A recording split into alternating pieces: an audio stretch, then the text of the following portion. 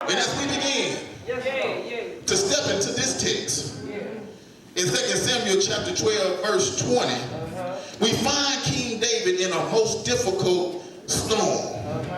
We learn that David has had a son. And the baby is 7 years old. I'm in verse 19 of this text that his son is dying.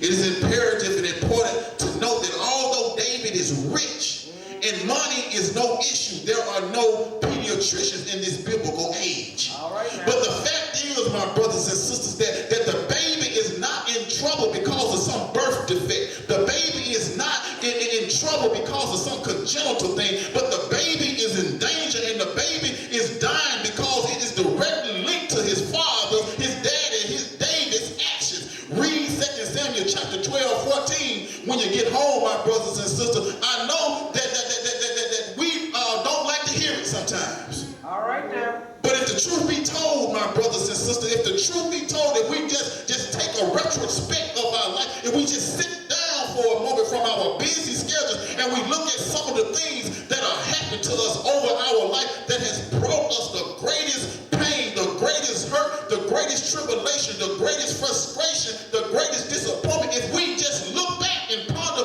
we would say to ourselves that I had a hand in that there was something that I did, there was something that I didn't do, there was something that I said, there was something that I didn't say that allowed this thing to come up on me, because oftentimes, my brothers and sisters, there are people in life that want to throw a pity party, that want to blame people for the situation that you're in. But the problem is that if you're a single parent, the problem is that you lay down with somebody that wasn't your husband. You should have been doing it in the first place. If you ain't got a job, it ain't got benefits. You should have finished school. You should have went to college. You should have got a trade. Stop blaming folks for your situations and your circumstances. If we tell the truth, most of the situations and most of the circumstances that we're in, the issues that we are faced with, they are self-inflicted wounds.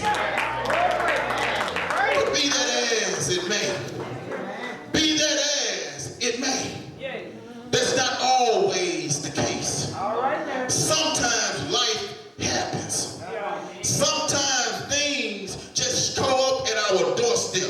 Sometimes we are picked out to be picked on. These things are allowed by God so that they can grow our faith. I was telling Sister Green back there early before service started that faith is just like a muscle. We all have them, but the difference in between those of being developed and undeveloped is that we have to exercise. And when God allows certain calamities and certain situations to come into our life, then we have to make a decision to sit there and look at the situation, or we got to do something to exercise our faith in the situation. And when one person grows in their faith, when they make the conscious decision to do something about their situation, that look here, devil, I'm not going to take this line down, devil. I'm not going to sit here and take this situation. I'm not going to sit here and be depressed about what's going on in my life, but I'm going to do something about it because God has issued out a measure of faith, and I'm going to exercise it. I'm not going to bury it in the ground, but I'm going to use it. I'm going to exercise it. I'm going to grow strong through this situation.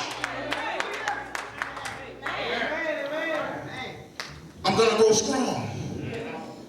Many times we fail to realize that our strain, our struggle, our situation comes to make us strong.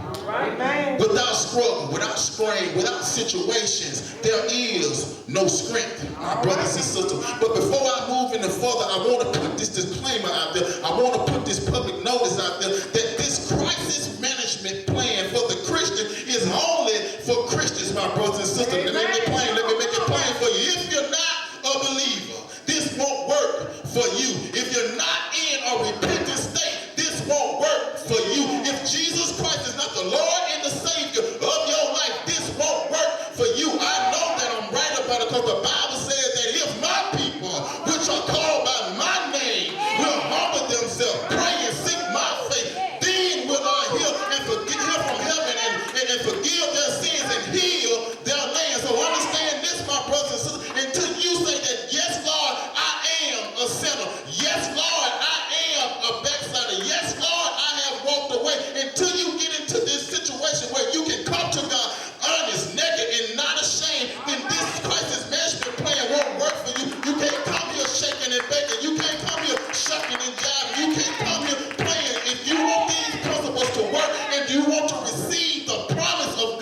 You got to come here in a repentant